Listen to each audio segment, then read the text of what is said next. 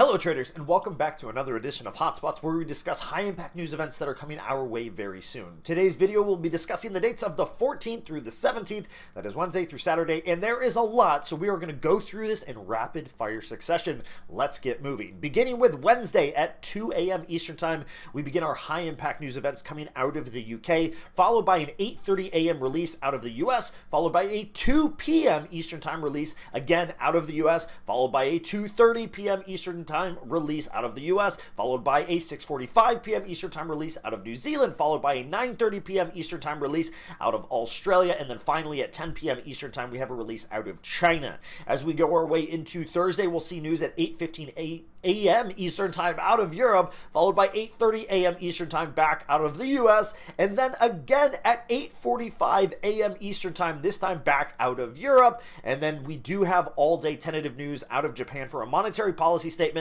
And as we work our way into Friday, we do have more tentative news out of Japan, followed by a 10 a.m. Eastern Time release out of the US. There's nothing going on Saturday. Thank God. Have a good one, and I'll see you soon.